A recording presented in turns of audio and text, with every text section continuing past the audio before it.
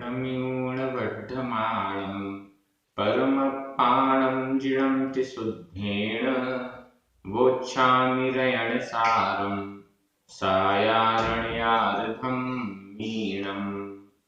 बोली श्री खजराज चन्नप्र भगवान की जय।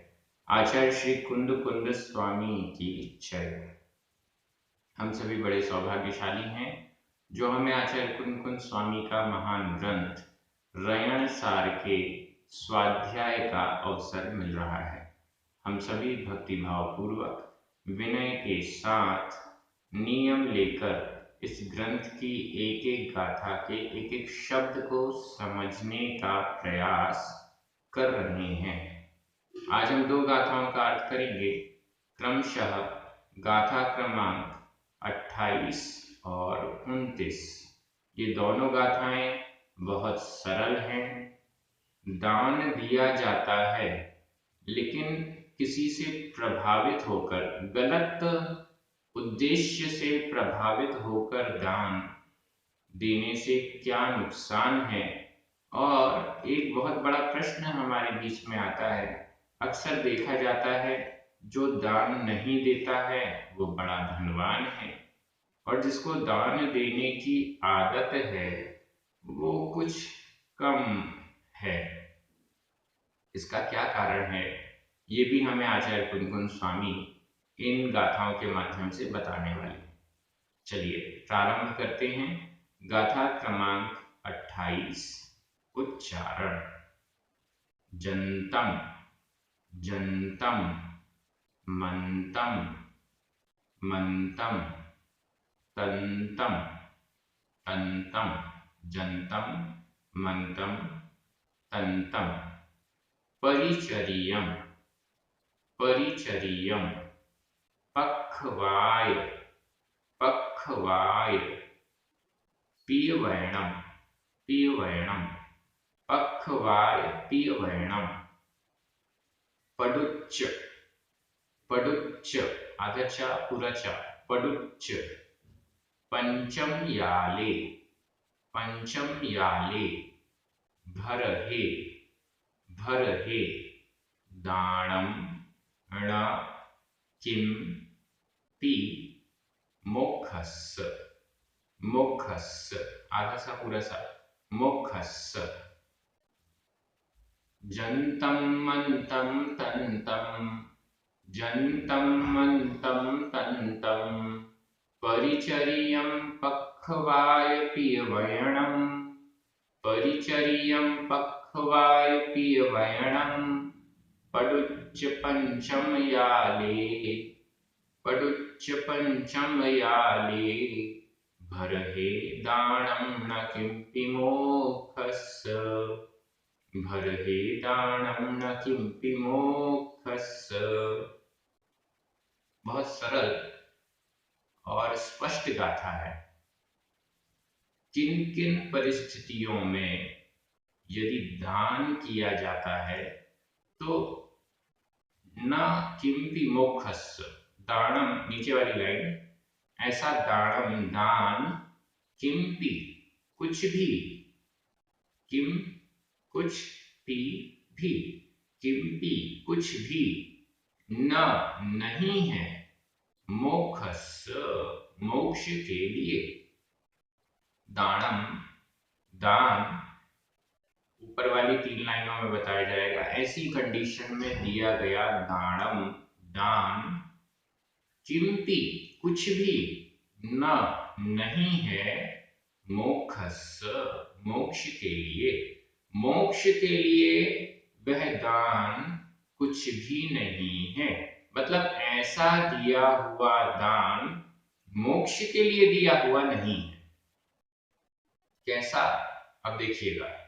जंतम जंतम यंत्र, मंतम मंत्र, तंतम तंत्र।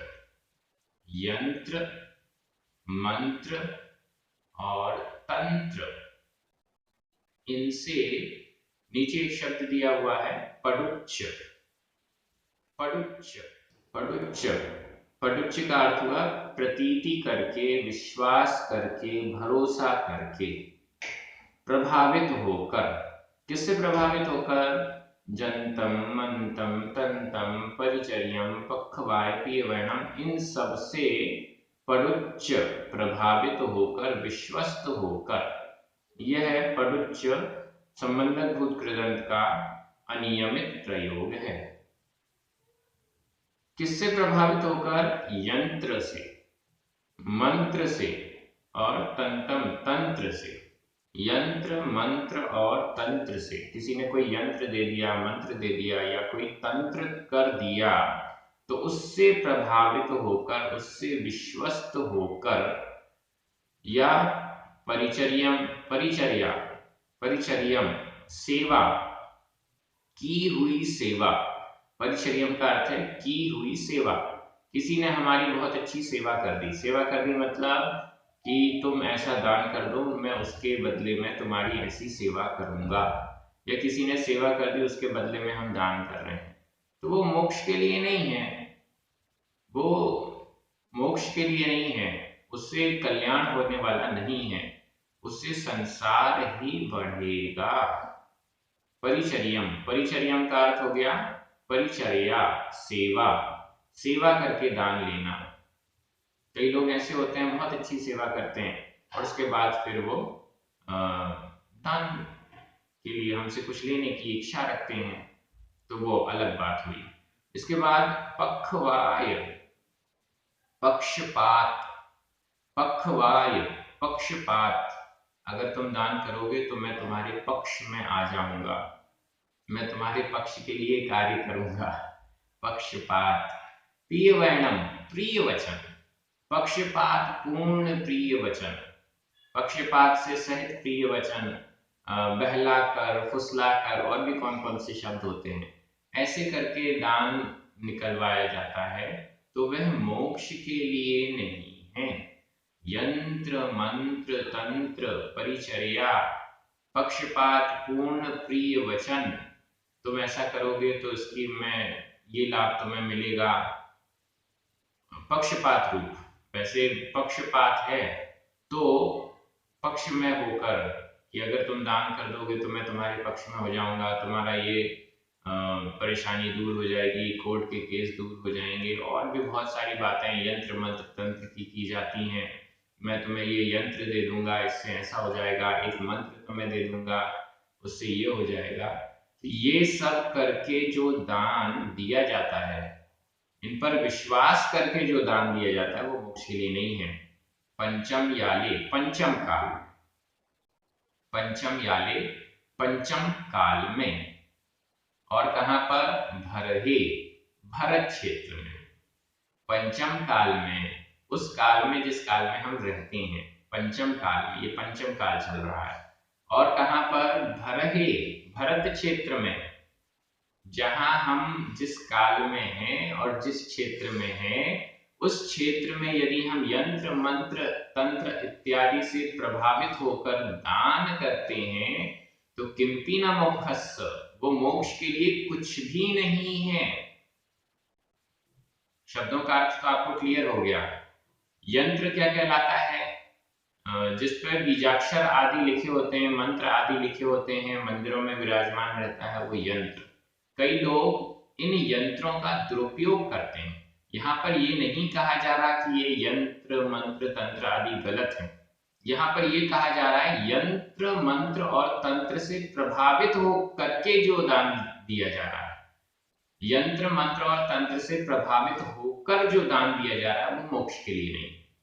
यंत्र, मंत्र, तंत्र, इन सब की अपनी अलग अहमियत है, इनका अलग अस्तित्व है और हमारे शास्त्रों में भी इनका वर्णन है, लेकिन इनसे प्रभावित होकर जो दान दिया गया, मैं तुम्हें ये यंत्र देता हूं, तुम्हारे घर में यंत्र स्थापित कर देता हूं, दुकान में यंत्र स्थापित कर देता हूं, इससे धन लक्ष्मी आएगी, ये होगा, वो होगा, पता नहीं क्या क्या होगा, और उससे प्रभावित होकर जो दान दिया जाता है वो मोक्ष के लिए कुछ भी नहीं है। वैसे कहा जाता है कि गुरु मंत्र को प्रदान करते हैं, लेकिन यहाँ क्या कह रहे हैं? उन्होंने मुझे मंत्र दिया है, मैं उससे प्रभावित हो गया हूँ और वो मंत्र मेरे लिए मतलब लौकिक किसी क्षेत्र की आकांक्षा के लिए है, उससे प्रभावित होकर जो दान दिया जा रहा है। वैसे तो गुरु जन से जब शिष्य होता है वो गुरुओं से मंत्र प्राप्त कर सकता है, जो भी गुरु कहते हैं वो मंत्र हो जाता है, लेकिन वहां कोई लौकिक लाभ की आकांक्षा से दिया गया मंत्र नहीं है।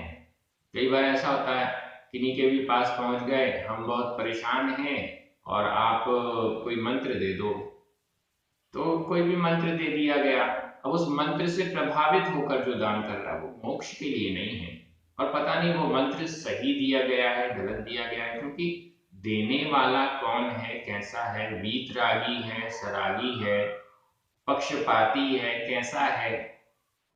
अगर पक्षपात पूर्ण रवैया है और उसने मंत्र दिया है तो गलत ही दिया होगा, ऐसा हमें समझना चाहिए। तंत्र क्या होता है?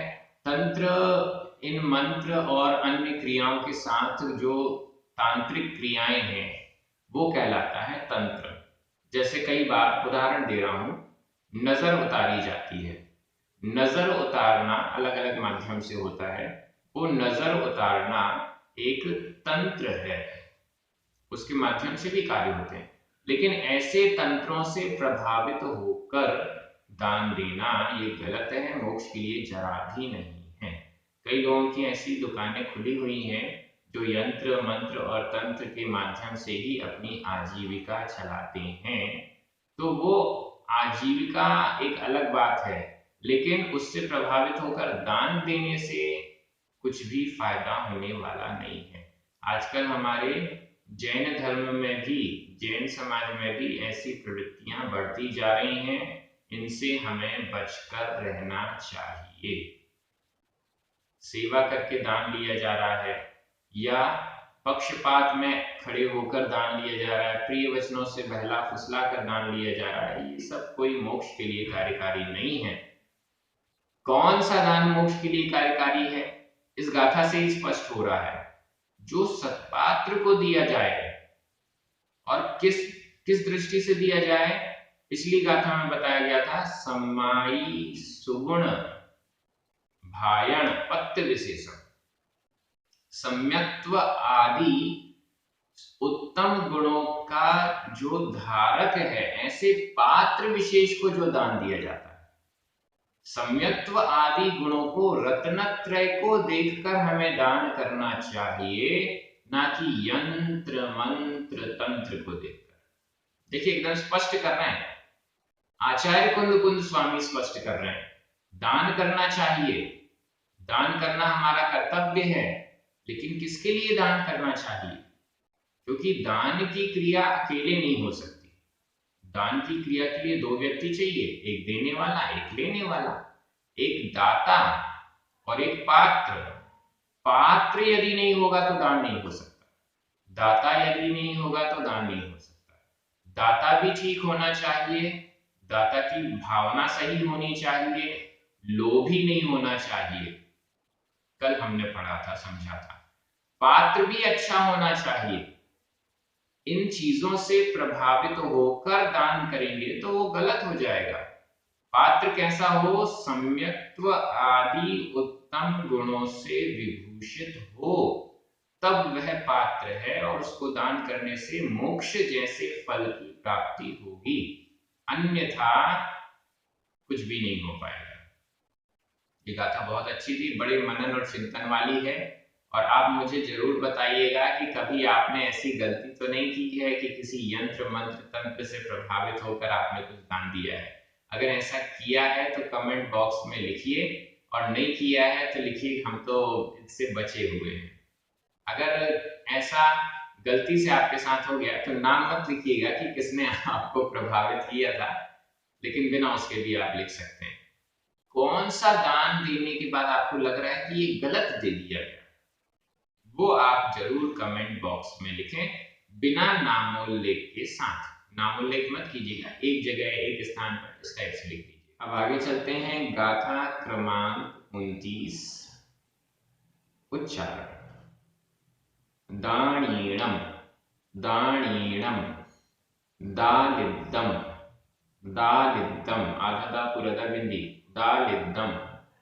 लोहीणम, लोहीणम, किम, हवेई, हवेई।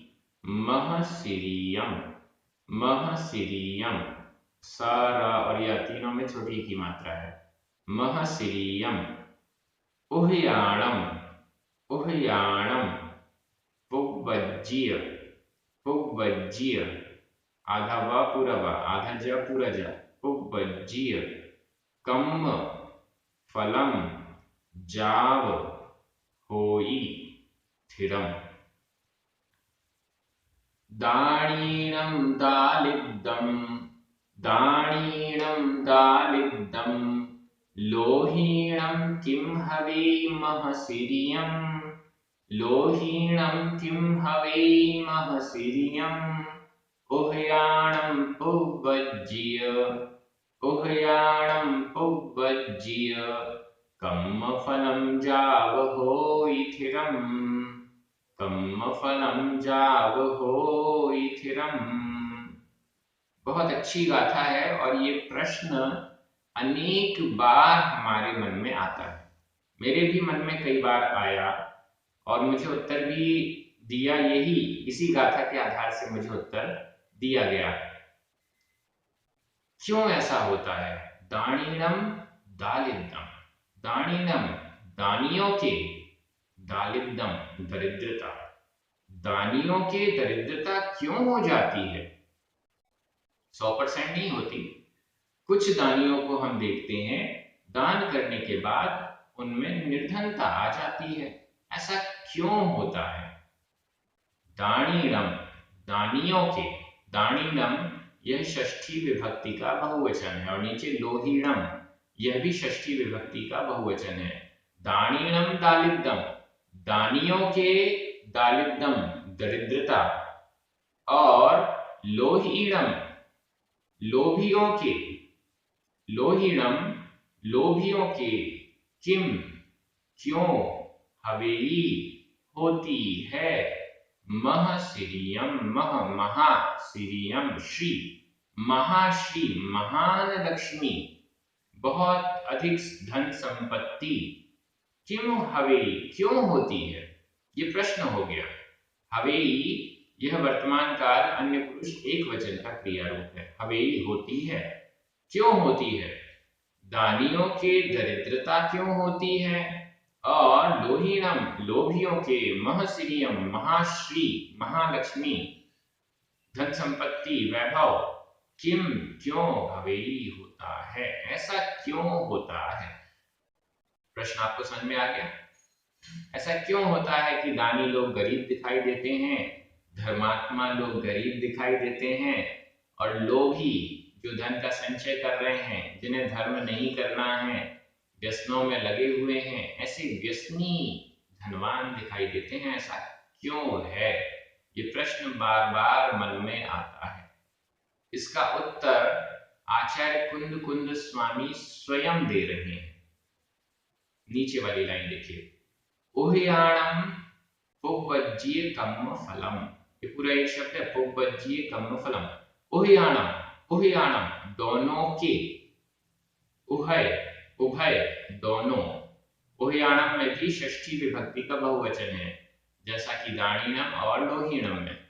उहयाणम दोनों के ही, चाहे दानी हो या लोभी हो, दोनों के ही, पुव्वज्जीय कम्म फलम, पुव्व अज्जीय संधि विच्छेद कर लीजिए, पुव्व बा में छोटा आ, अज्जीय छोटा आ, दोनों छोटे आ मिलकर बड़ा आ हो गया, लेकिन आधा जा और पूरा जा ये संयुक्त अक्षर है, संयुक्त अक्षर से पूर्व जो दीर्घ स्वर है वो ह्रस्व हो जाएगा, छोटा हो जाएगा, तो ये वापस छोटा हो गया। पुव्व पूर्व, अज्जीय अर्जित, पूर्व में अर्जित, कम्म फलम कर्मों का फल। ये क्या है? दोनों के ही पूर्व अर्जित कर्मों का फल है। पूर्व में जो कर्म बांधे हैं उसका फल है ये। दानी व्यक्ति, धर्मात्मा व्यक्ति क्यों निर्धन हो रहा है, क्यों परेशानियों से जूझ रहा है? पूर्व अर्जित कर्मों का फल है। पूर्व में ऐसे कार्य किए थे, पूर्व में पाप अधिक किए थे, इसलिए इस भाव में धर्मात्मा होते हुए भी दुख और संकट झेलने पड़ रहे हैं। पूर्व में पाप कर्म किए थे, इसलिए वर्तमान में दानी होकर भी निर्धन हो रहा है। वैसे तो जो दान देता है वो धनवान हो जाता है, लेकिन पूर्व कर्म इतने ज्यादा बलवान बांधे गए थे कि उसके कारण ये कर्ज चुक नहीं रहा है, बढ़ता जा रहा है। क्या चल रहा था? लोन लिया, 10 लाख का लोन लिया है, आमदनी है 10,000 रुपए महीने। अब उस 10,000 रुपए महीने में लोन की किस्त चुकाई जाए या घर का खर्चा किया जाए, तो इस कारण से क्या हो रहा है, वो लोन का जो अमाउंट है वो तो बढ़ता जा रहा है और आमदनी होने के बाद भी चुकाया नहीं जा सक रहा है। इसी प्रकार से पूर्व में हमने इतना ज्यादा लोन ले रखा है, इतना ज्यादा पाप कर्म बांध रखा है कि वर्तमान की हमारी पुण्य, वर्तमान का हमारा धर्माचरण भी उसे खत्म नहीं कर पा रहा है, ऐसा हमें समझना चाहिए। दानिणम दारिद्रम, दानियों में दरिद्रता क्यों?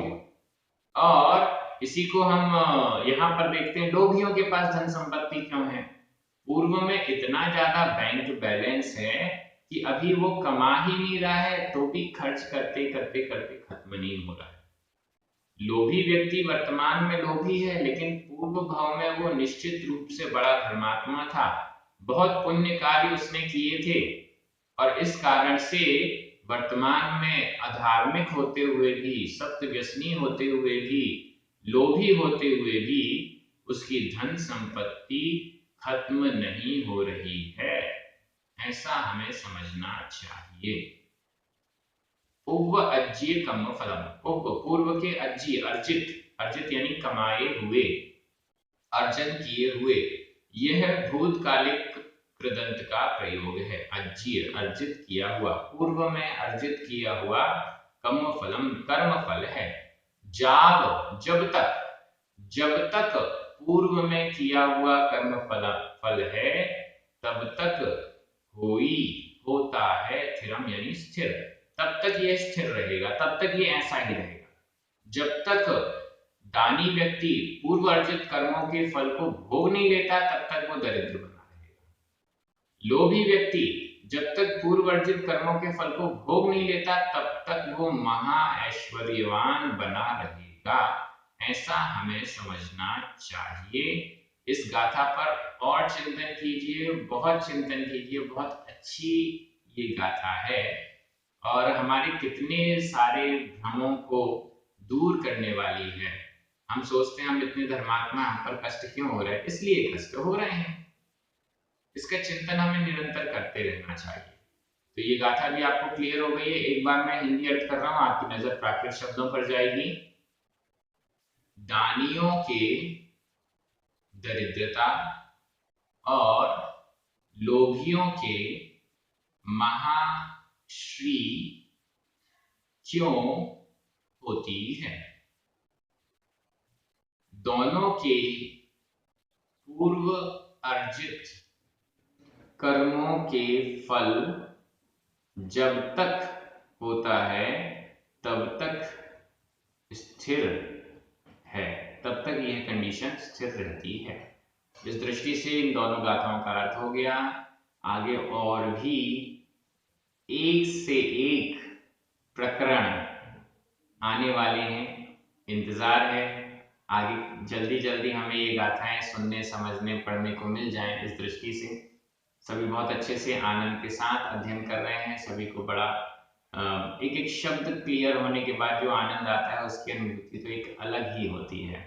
सभी बहुत खुश हैं, मुझे भी बहुत अच्छा लग रहा है। पढ़ने वालों को धन्यवाद, पुण्यार्जकों को धन्यवाद। जो प्रचार कर रहे हैं उनको भी बहुत बहुत धन्यवाद। सभी को जय जिनेन्द्र, जिनवाणी माता की जय।